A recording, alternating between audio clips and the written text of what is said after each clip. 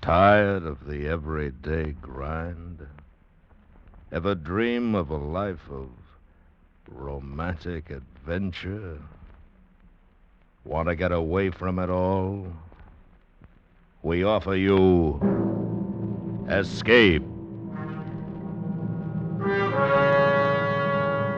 Escape, designed to free you from the four walls of today for a half hour of high adventure.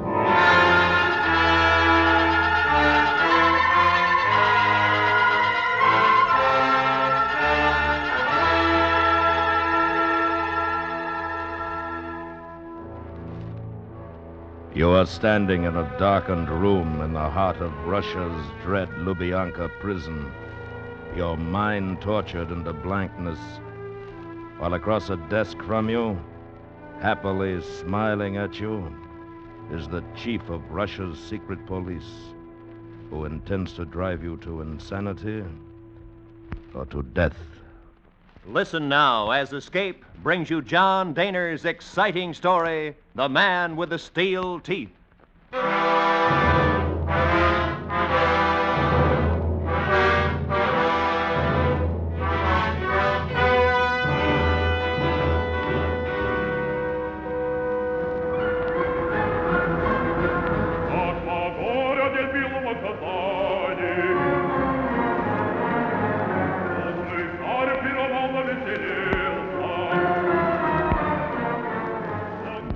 It began on the evening of April 29th. I was seated in my box at the Bolshoi Opera in Moscow, listening to a particularly fine performance of Boris Godunov, when I felt a slap on my shoulder. Я из полиции. Пойдем со мной. What do you want? Пойдем со мной. МВД. What? На двор. Now, look here. What's this all about? You are under arrest. Arrest? What are you talking about? Come. There were two other men with him. Big men. In a moment, I found myself escorted down the corridor, down the grand staircase, and out into the dark street to a black limousine waiting in front. No one said a word as we sped through the streets, the men on either side of me staring straight ahead. Then we rounded a corner, and in a second, I knew our destination. Lubyanka Prison, home of 1,000 ugly secrets, the dread MVD. We swung down a long ramp and came to a stop at a huge, unguarded bronze door. I was ushered into a small office, bare except for a desk with some filing cabinets. A small, round man in a drab gray suit was standing near the desk watching us. From there, I was taken through another door and steered down a long corridor. It was the cell block.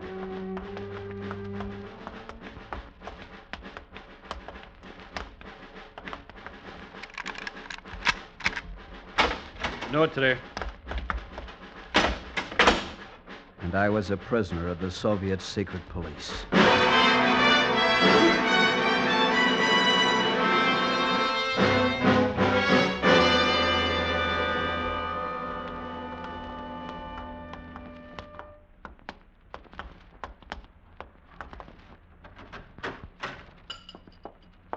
Artel Luttrell. Ah, Mr. Luttrell, how nice.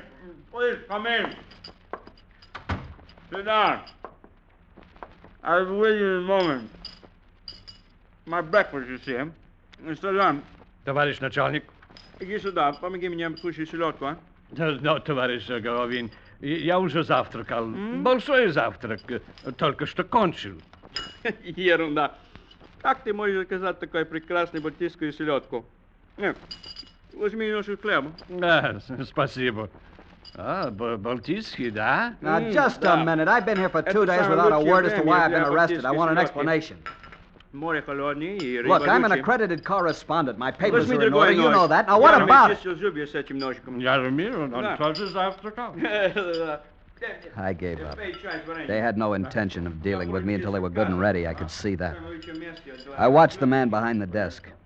He was the same one who'd been in the office when I was brought to Lubyanka. Спасибо. Inspector Golovin of the MPD. A small, round little man in a badly fitted gray suit. Gold-rimmed spectacles magnified his brown eyes, and when he smiled, his full lips uncovered the most fantastic set of stainless steel teeth I ever laid eyes on. Full uppers and lowers. Then the morning feast was over. Ah, my dear Luttrell. How pleasant to see you again. Again? We've never met, and you know it. Spaso House, for one, a year or so ago. A reception for the Belarusian delegation to the All-Union Sports Congress last year. A diplomatic banquet in honor of the President of the Uzbek People's Republic. Many places, my friend. I don't know you. I see we shall get on very well. Why am I here? A legitimate question. You are here to confess. Confess? To what? No. We have much time. No need to get excited so soon. I'm asking you again. Confess to what? Shall I read it to you? You've written my confession? Oh, no, my friend, no. These are the charges, only the charges. The confession is up to you. With my help, of course. You are interested? Go on. From the office of Max Golovin, Inspector District of Moscow, Lazar Tubian, First Officer. This does not concern you. Tested to by the following officers, the People's State Security. That doesn't concern you. Subject. Concerning the activities of one Arthur Henderson Luttrell, correspondent WNA, citizen United States of America, resident of Moscow 2 years, hereinafter called accused. 1. That in the morning of August 21st, 1952, the accused was observed by witnesses in an exchange of objects with a Zarajin engineer, former member Ukrainian People's Agriculture Cooperative, while standing near north entrance to Workers' Palace. The little man droned on, unreeling paragraph after paragraph of nonsense. Names of people I'd met as a reporter, or at official functions, or on the street, or anywhere. Names of people now dead or awaiting execution. It wasn't until this thought came that it dawned on me what my crime might be. And in the last paragraph, Golovin confirmed it. Now awaiting execution of death sentence. And that Arthur Henderson Luttrell is accused of the crime of espionage and the encouragement of sabotage. That by the use of personal influence, he contributed to the deviation of 12 individuals since convicted, sentenced, and in 4 separate instances executed for crimes of treason against the state. Well? Very clever. Nothing clever, my dear friend. Merely a recitation of facts. From all the people I know here, you take the few names that'll make a case for you. What's more, some of them are dead. But why? What am I supposed to have done? Do you or do you not confess? To a trumped-up deal like this? No, not on your life. On your life, Mr. Luttrell. Sergeant, убеди его.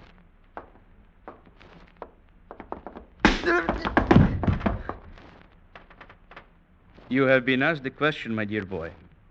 Do you or do you not confess?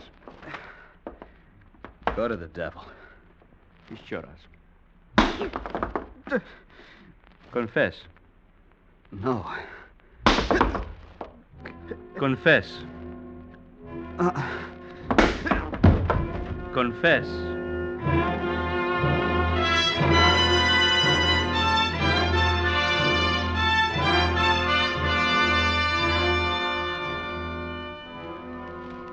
Then they tried psychological persuasion. The method? To wear me down to the point of exhaustion when I would gladly sign anything in exchange for a night's sleep. You will confess. You will read from this paper, then you will sleep. No. You will read the following. The charges brought against me are true. I am guilty of sabotage. Read it, Mr. Luttrell. I am guilty. Read it. I am guilty of sabotage and the use of personal influence to encourage political deviation and sabotage in others. Go on. Then you will sleep. Go on. In the instances of Nikita Kaz, Alexei Zarajin, Anton Shvernik, and Mikhail Bagratin, I was unquestionably a primary factor in... No, it's not true. It's not true. I will not...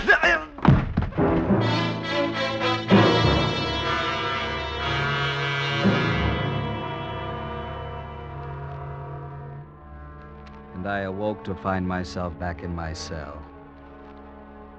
Then I noticed something was strange. Something different about my cell, an unnatural stillness. It took an effort to focus at the moment. Then I saw what it was. My cell door was open. Just a crack. But it was open. It had always been closed and double locked each time I was returned from questioning. But now it was open. Reason told me it was another way of torturing me. A trap. But I had to try. Cautiously, I stepped out into the broad corridor. I moved past the line of cells. If I could reach the bronze doors. The bronze doors. Outside. Escape.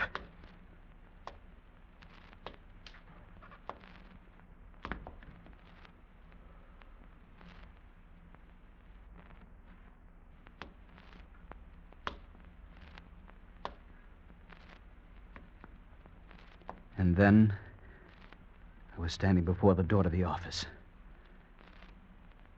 It was too easy. They'd be waiting on the other side. They'd be there.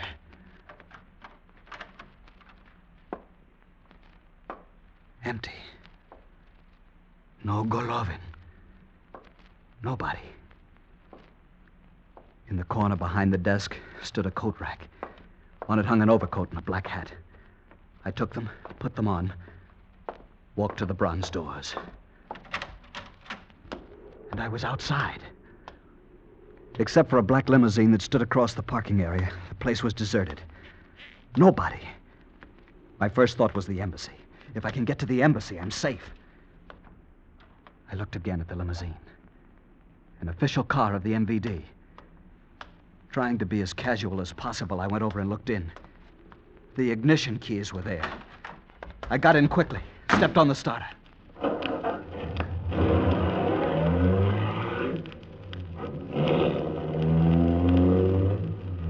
I drove carefully, alive to the fact that the city had 1,000 eyes.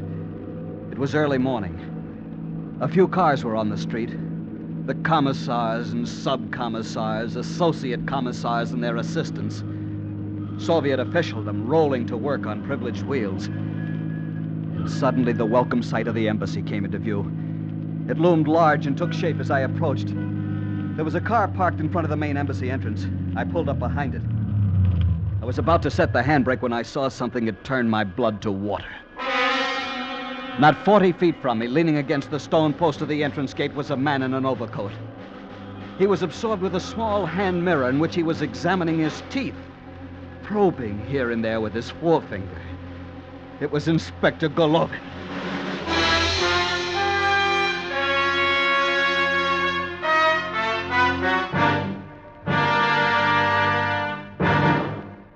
We will return to Escape in just a moment, but first, answering the call of the sick and the distressed at home and at the battlefield is the job of the Red Cross. This month, the Red Cross is asking for contributions to carry on this wonderful work for another year. Can we do less than answer the call ourselves? Give as much as you can to the American Red Cross. And now, back to Escape.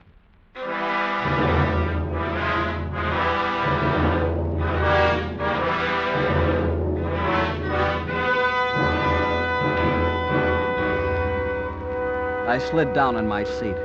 Golovin didn't look up, but I knew he'd seen me and was just waiting. And I saw the bulge in his coat pocket.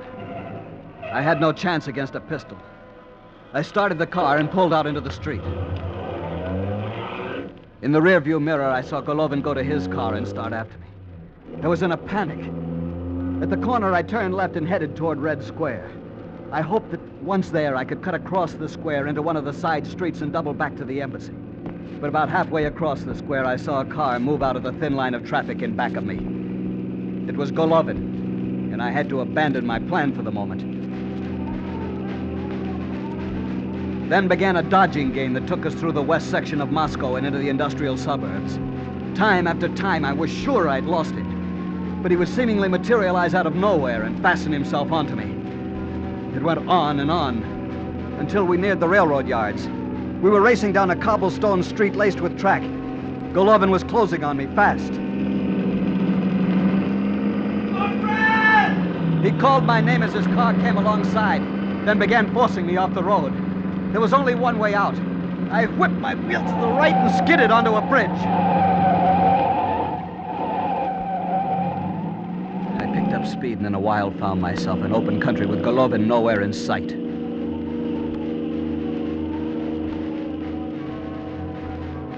I had lost Golovin, for he had lost me. What difference? I had no chance of ever getting back to the embassy now. The MVD would be there waiting for me with a color guard. So I drove on. On the strength of an MVD identity card I found in the pocket of my overcoat, I obtained gasoline at a small town. And then a few miles from Smolensk, I had a nasty shock. It was a roadblock. 2 trucks were placed squarely across the road, 20 feet apart. Soldiers with Tommy guns stood in the light of flares, motioning me to stop. There was nothing to do but pull over. A soldier came over and flashed a light in the window. Товарищ, добрый вечер. Добрый вечер. Извините, товарищ, покажите ваши бумаги. О, МВД. Идите. Извиняю, товарищ сержант. Что-то случилось в Демидов. Хотел проверить. Спокойной ночи. Спокойной ночи. The soldier waved me on. The MVD identity card had done it.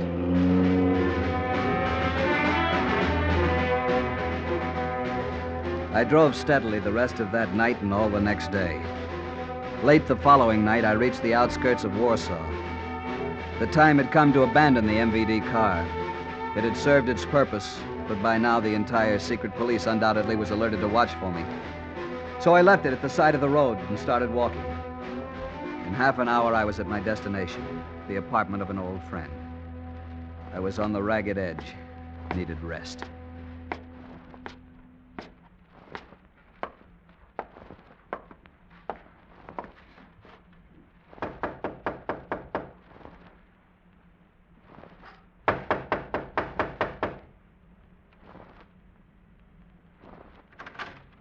What is it? Hello, Maria. Chicago. May I come in?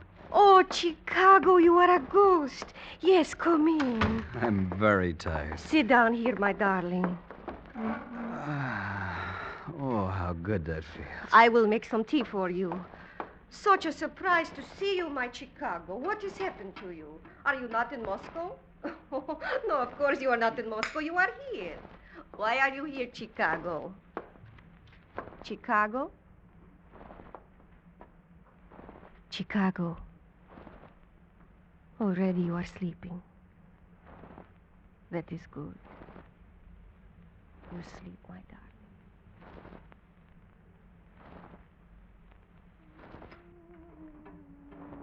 Morning. Ah, Chicago. Finally you waked up. But it is not morning. It is 2 o'clock in the afternoon. How do you feel now? You sleep good. Oh, it's heaven. You going to stay awake now? I give you a cup of coffee. You're an angel. Never mind the angel talking. Here. Thanks. First cup of coffee I've had in 2 months. Now, you must tell me, Chicago, what has happened? Where do you come from? Where do you go? Old Cotton-Eyed Joe. Old which? Your question.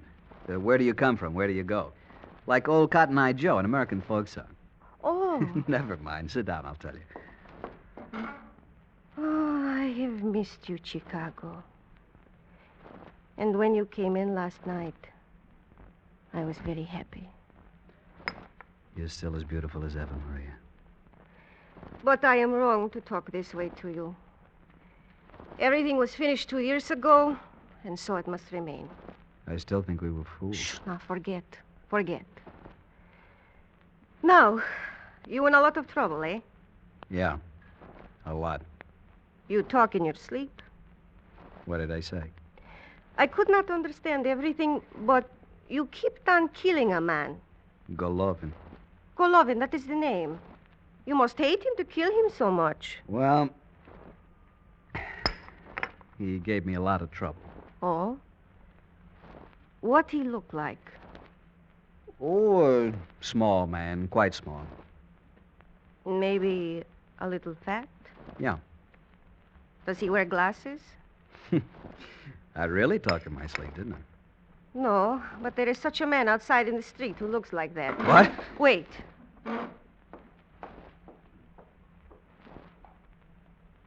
He's still there. Come, look, but be careful. Don't let him see you. Across the street, see? He has been there all day. He was there this morning. He's an inspector for the MVD. MVD? You are in a lot of trouble. All I want is to get to Berlin. Yes, you must leave Warsaw. Can you help me? I think so. I know someone. Can he be trusted? You know my brother, Bronislaw? He's with the communists. I shall let you decide that when you meet him.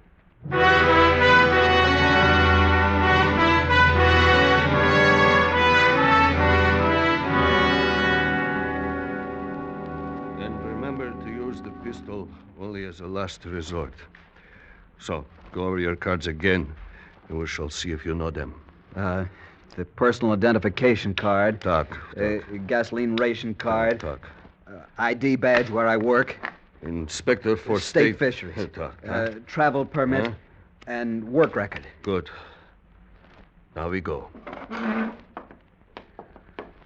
Maria, I don't know how. Shh. Not one word from you. You saved my life, Maria. I'll never forget. So, give me a kiss now. Come now, let us go. Goodbye, my beautiful Chicago. Goodbye.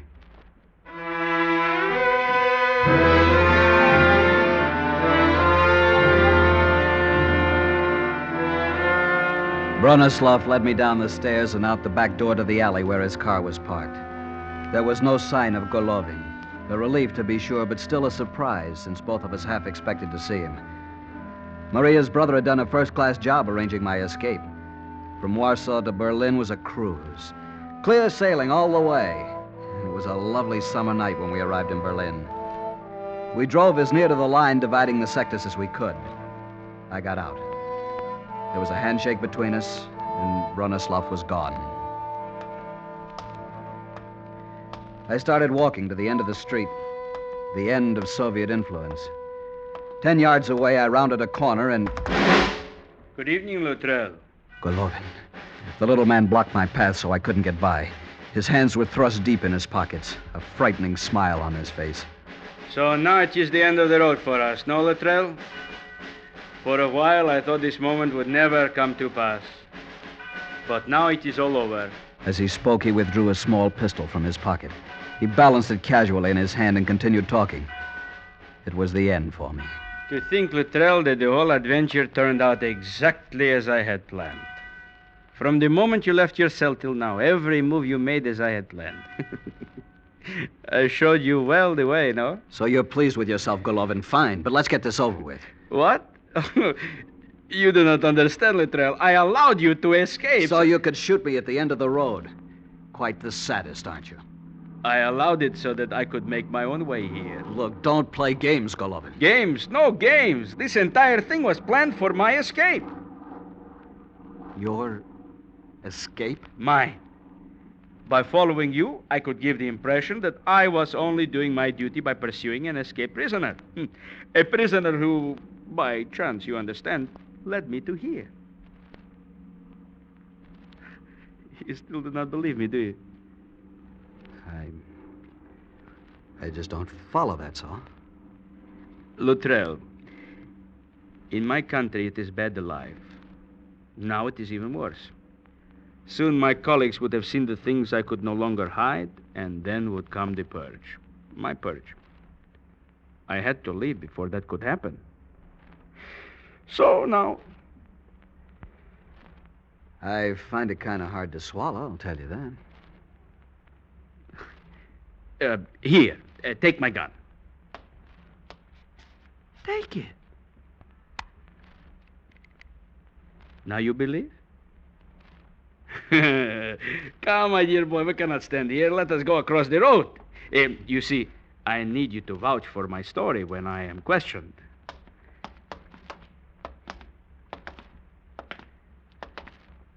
One thing, Golovin. Uh-huh.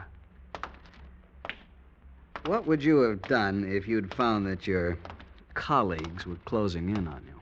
I would have seized you immediately and taken you back to Lubyanka. You were never exactly what you would call safe, Mr. Luttrell. You were my insurance. Yeah.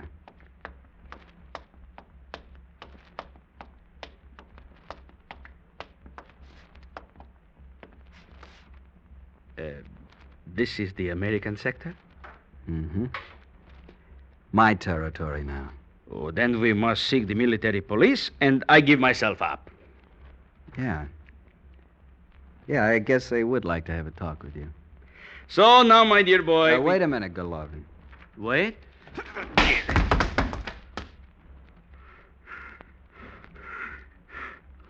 Why did you do that? A lot of reasons. You figure them out.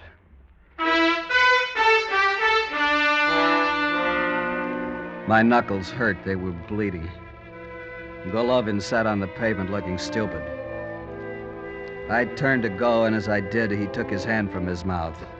His full lips hung slack, revealing his steel teeth bent grotesquely out of shape. I shuddered and went to find the military police.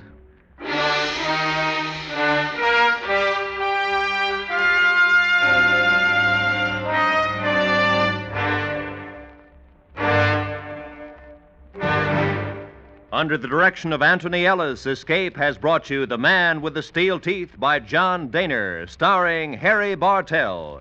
Featured in the cast were Jack Crucian, Charlotte Lawrence, Steve Roberts, and Paul Dubov. Editorial supervision is by John Meston, and the special music for Escape is composed and conducted by Leith Stevens. Next week. You are 400 feet below the surface of the South Pacific, the heavy taste of chlorine gas souring your mouth. While somewhere up above you, searching through the night for you, is an enemy destroyer bent on sending the submarine and you to a murky death. So listen next week when Escape brings you Richard Chandlee's exciting story, Pressure.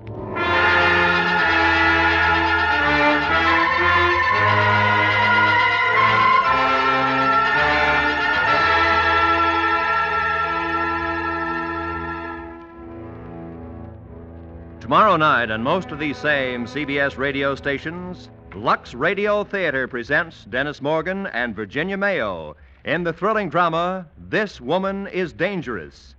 Also tomorrow evening, hear John Hodiak in Suspense's chilling production of The Mountain, a story well calculated to keep you in suspense.